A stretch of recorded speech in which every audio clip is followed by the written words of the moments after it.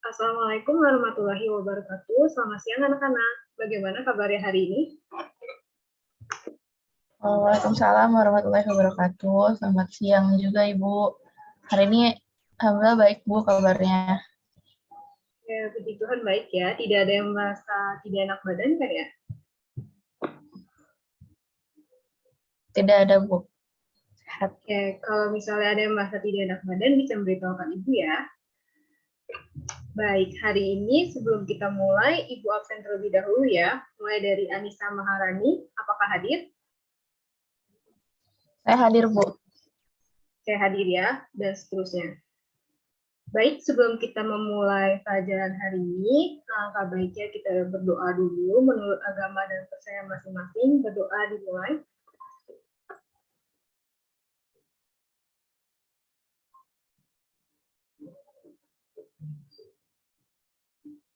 Berdoa selesai.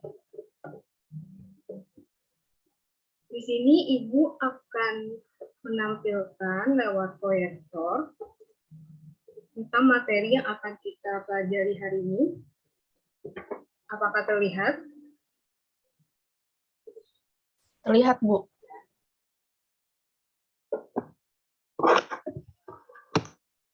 Baik, hari ini kita belajar tentang hukum dasar kimia dan stoikiometri. Sebelum kita masuk ke materinya, Ibu mau minta anak-anak semua untuk mencari informasi dari sumber internet atau buku paket yang sedang kalian pegang saat ini mengenai hukum dasar kimia dan stoikiometri. Tapi sambil kalian mencari, Ibu juga ingin kalian coba melihat proyektor yang sedang Ibu tayangkan. Di sini ada gambar 1, 2, dan gambar 3. Untuk catatan, ini bukan gambar asal ya, ini gambar sebagai ilustrasi sederhana mengenai hukum dasar kimia dan stoikiometri. Apa ada pertanyaan? Kalau tidak ada, untuk waktunya sendiri, Ibu berikan waktu 3 menit ya, cukup kan ya? Cukup Bu. Baik. Mulai mencari informasi hukum dasar kimia dan stoikiometri dari sekarang.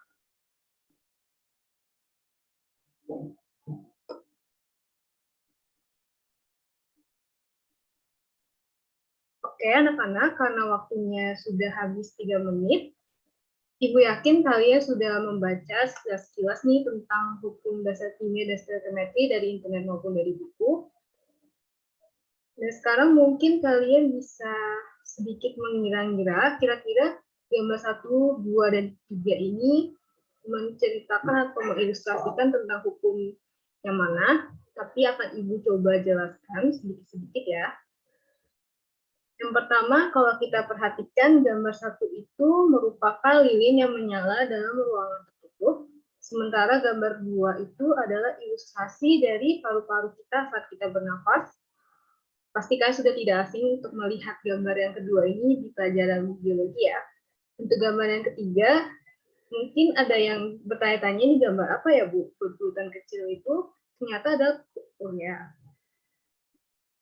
Jadi untuk gambar yang pertama, kalau kita perhatikan lilin yang menyala dalam ruangan tertutup. Lilin sebelum menyala dengan lilin nanti saat sudah menyala dan akan habis selanjutnya mati, itu ada perbedaan wujudannya. Ibu bisa bilang kalau misalnya lilin ini walaupun terlihat dia mengalami perubahan wujud, dia juga terlihat lebih mengecil karena wujudnya jadi cair dan nanti walaupun mengeras lagi tapi tidak berbentuk seperti lilin sebelum dia menyala, dia tidak mengalami perubahan massa. Walaupun sekilas-kilas kita melihatnya itu lebih mengecil, harusnya berarti massanya lebih ringan. Tapi dalam kimia, kita belajar kalau massa zat sebelum bereaksi dengan massa zat setelah bereaksi itu sama. Jadi di dunia ini tidak ada yang namanya pengurangan atau penambahan massa, hanya ada perubahan wujud dari suatu zat. Nah, tidak adanya penambahan atau pengurangan massa itu merupakan hukum dasar kimia, yaitu hukum kekekalan massa. Untuk gambar yang kedua, paru-paru saat kita bernafas, ini merupakan hukum dasar kimia yang berbunyi tentang perbandingan volume. Jadi ketika kita bernafas, udara yang ada di luar, partikel udara itu akan sama dengan volume paru-paru kita saat bernafas. Untuk gambar yang ketiga, pembuatan pupuk Korea, Ibu bisa merepresentasikan itu sebagai hasil saat kita belajar stoikiometri. Karena di stoikiometri nanti kita akan belajar tentang reaksi pembatas. Jadi kalau kita membuat pupuk Korea atau hal sederhana seperti saat kita membuat masakan, itu kan menggunakan resep dengan komposisi bahan tertentu. Nah, ada beberapa bahan yang pasti akan lebih habis, lebih cepat daripada bahan-bahan yang lain, yaitu disebut sebagai reaksi pembatas. Tapi untuk penjelasan lebih lanjut, akan Ibu jelaskan pada slide berikutnya ya. Oke, sekarang kita sudah sedikit mengenal tentang hukum dasar kimia dan stoikiometri. Tapi tetap saja, kenapa sih kita harus mempelajari hukum dasar kimia dan stoikiometri? Pertama, untuk hukum dasar kimia, seperti contoh lilin tadi, atau contoh paru-paru bernafas, atau nanti seperti saat kita membakar korek api dan ternyata dia menghasilkan abu, padahal bukan cuma abu saja yang dihasilkan, tapi juga saat kita membakar korek api, massa zat itu juga menghitung massa zat karbon dioksida yang terbentuk, juga massa zat uap air, dan massa zat abu tadi, yang di total akan sama dengan massa zat korek api dan oksigen. Nah, hukum dasar kimia itu kita akan pelajari tentang hukum kekekalan massa, hukum perbandingan tetap, hukum perbandingan berganda, hukum Gay-Lussac, dan hipotesis Avogadro. Fungsinya apa sih sebenarnya Bu kita pelajari hukum-hukum dasar ini? Nah, untuk alasan kenapa kita mempelajari hukum dasar kimia, pada dasarnya kimia itu mempelajari fenomena-fenomena yang terjadi di lingkungan kita sehari-hari. Nah, hukum-hukum ini bisa membantu kita untuk lebih memahami tentang fenomena-fenomena tersebut. Juga sebagai salah satu syarat untuk kalian belajar stoikiometri. Untuk stoikiometri sendiri, kita ada materi akan mempelajari tentang massa molekul relatif, massa atom relatif, konsep mol, kemolaran, rumus molekul, rumus empiris, reaksi pembatas, dan perhitungan stoikiometri. Untuk metode belajarnya sendiri, Ibu akan mengajarkan kalian dengan metode sama dulu ya. Nanti kita akan latihan berhitung juga di pertemuan berikutnya, juga diskusi kelompok untuk menyelesaikan permasalahan-permasalahan stoikiometri. Oke, yang pertama nih, pasti suatu hukum dasar kimia itu ditemukan oleh ahli-ahli kimia yang ada sebelum kita, mereka sudah dari jauh-jauh dulu memikirkan tentang fenomena alam yang ada di sekitar mereka. Apa sih yang mereka katakan tentang hukum dasar kimia?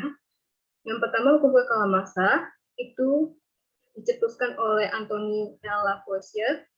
Dia berkata bahwa pada reaksi kimia, massa zat bereaksi sama dengan massa zat hasil reaksi. Jadi tidak ada yang namanya pengurangan atau zat itu jadi hilang dan berkurang entah kemana ya, tapi yang ada hanya perubahan wujud.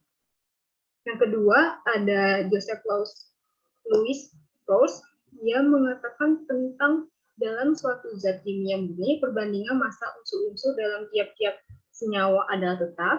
Selanjutnya ada Dalton, pasti kalian sudah mengenal Dalton. Di semester ganjil kemarin kita banyak menyinggung soal teori atom pertama, atom Dalton. Dia juga sebelum dia mengungkapkan soal teori atom, dia duluan memikirkan soal hukum perbandingan berganda. Jadi hukum perbandingan berganda ini yang menjadi titik tolak di mana Dalton menceritakan soal teori atom pertama, yaitu teori atom Dalton. Dia bilang nih, bila dua unsur dapat membentuk lebih dari suatu senyawa, apabila massa salah satu unsur dalam kedua senyawa sama, maka massa dari unsur yang lain berbeda dalam perbandingan bulat dan sederhana. Selanjutnya ada hukum Gay-Lussac, itu ada hukum perbandingan volume. Dia berkata, jika volume gas-gas yang terlibat dalam reaksi kimia pada tekanan dan suhu yang sama berbanding sebagai bilangan bulat dan sederhana. Untuk penjelasan selanjutnya,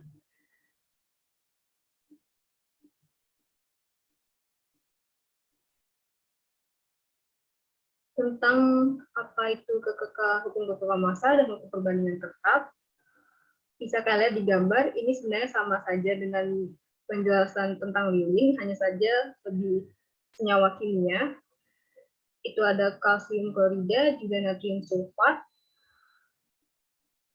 di dalam sebuah elementer yang nanti akan direaksikan menghasilkan kalsium sulfat, endapan kalsium sulfat di dalam larutan natrium klorida.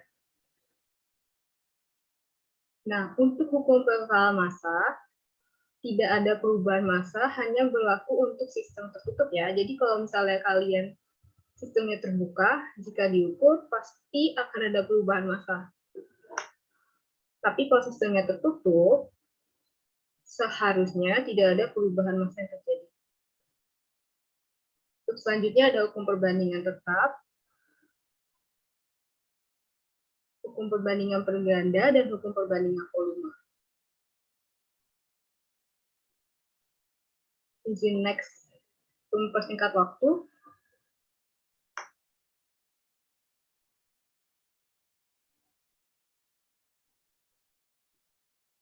Setelah hukum-hukum tadi kita pelajari, selanjutnya itu ada reaksi kimia.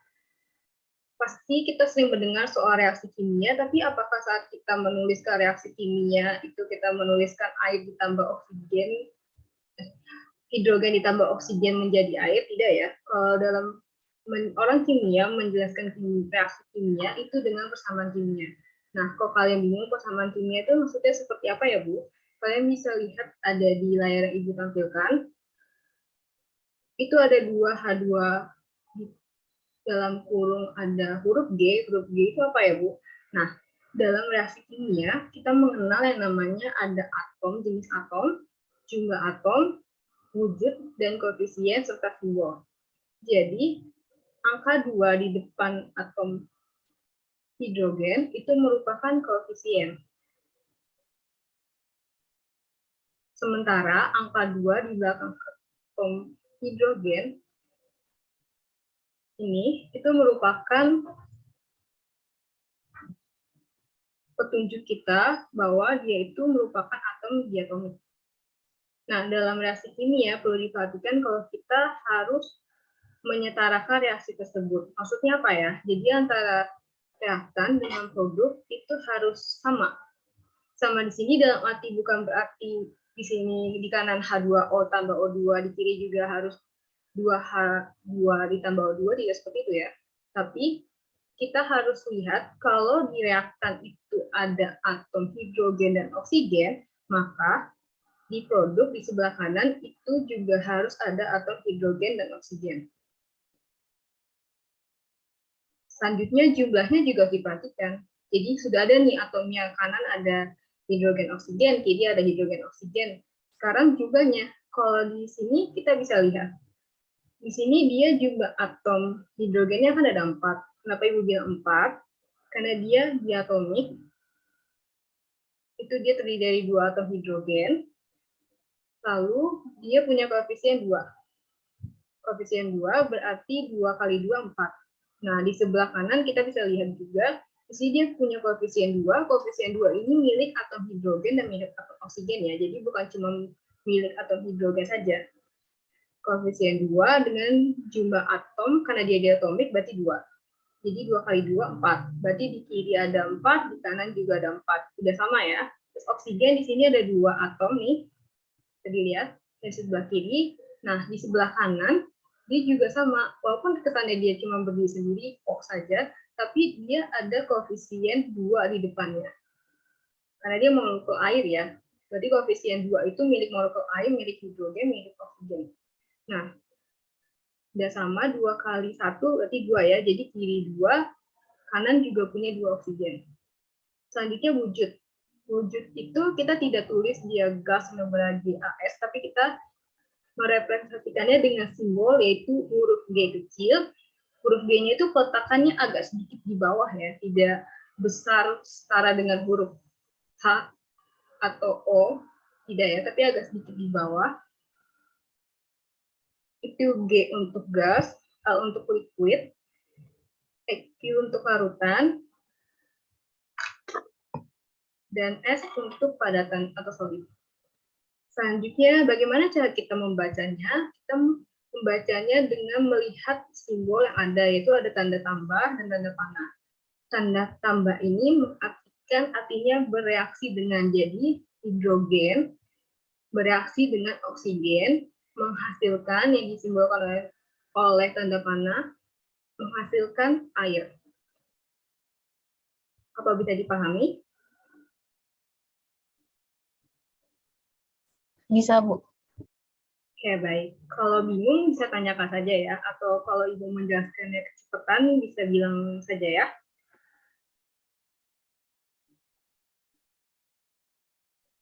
Ini ada sedikit latihan soal, kalian bisa coba nanti setelah pelajaran untuk menyetarakan samaan reaksi. Selanjutnya ada massa atom relatif, massa molekul relatif. Aku cut. Nah, berikutnya ada stoikiometri. Stoikiometri ini agak sedikit banyak materinya, tapi tenang saja, Ibu akan membahas sedikit. Dalam konsep stoikiometri, kita pertama-tama harus memahami tentang konsep mol. Dalam konsep mol itu, mengartikan sebagai mol adalah banyaknya suatu zat yang mengandung entitas dasar. Nah, entitas dasar itu adalah atom, molekul, dan partikel lain.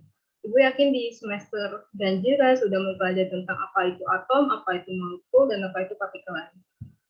Ibu tidak akan mengulanginya, tapi Ibu minta kalian membaca, dan kalaupun masih bingung, boleh kalian tanya-tanya.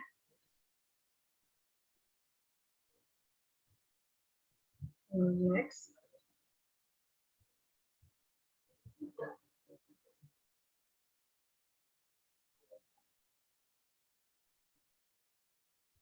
Nggak tadi yang aku jelasin. Oke, tadi kita sudah sedikit melihat dan membahas tentang stoikiometri. Apa ada pertanyaan?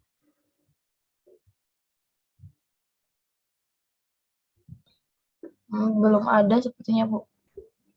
Ya, sudah cukup ya. Sekarang kita coba latihan soal ya.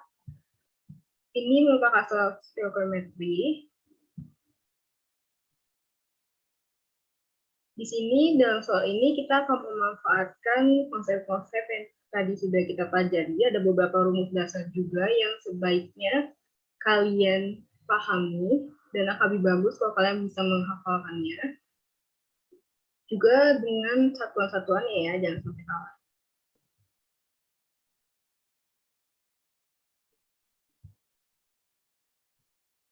Oke, setelah selesai membahas soal, mungkin untuk materi hari ini itu saja. Besok kita akan latihan lebih banyak lagi tentang cara perhitungan stoikiometri. Sebelumnya, Ibu mau bertanya, apa kira-kira makna atau kesimpulan yang bisa kalian ambil dari pelajaran hari ini? Ada yang berani untuk menyampaikan catatannya? Saya Bu, mau coba. Oke, baik. Boleh Anissa, silakan. Dari catatan yang saya buat, kesimpulannya itu massa zat setelah reaksi tidak hilang, melainkan mengalami perubahan wujud. Dan juga pada perhitungan stoikiometri, itu kita bisa memanfaatkan nilai mol untuk mencari massa. Dan juga untuk menentukan nilai mol dari massa, serta MR, karena ada hubungan di antaranya.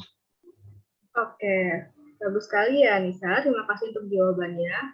Benar ya, kalau tadi massa zat itu mengikuti hukum kekekalan massa, dan kalian harus kembali melihat dan coba berlatih untuk perhitungan rumus-rumus kimia.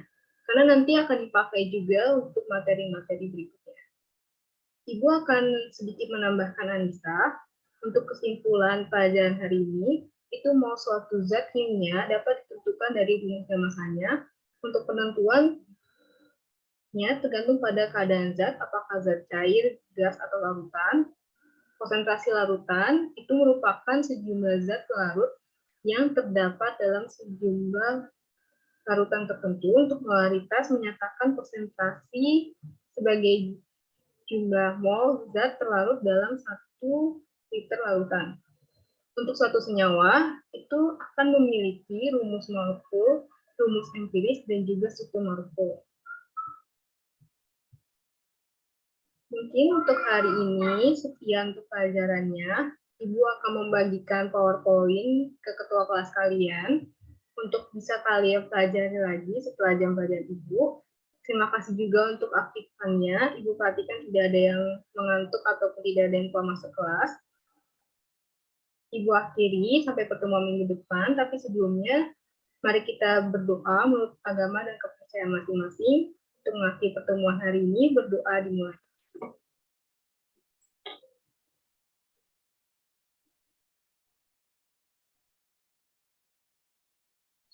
Berdoa selesai, kalian bisa melanjutkan pelajaran berikutnya. Sampai jumpa di minggu depan. Assalamualaikum warahmatullahi wabarakatuh. Waalaikumsalam warahmatullahi wabarakatuh. Terima kasih, Bu. Sama-sama, Nisa.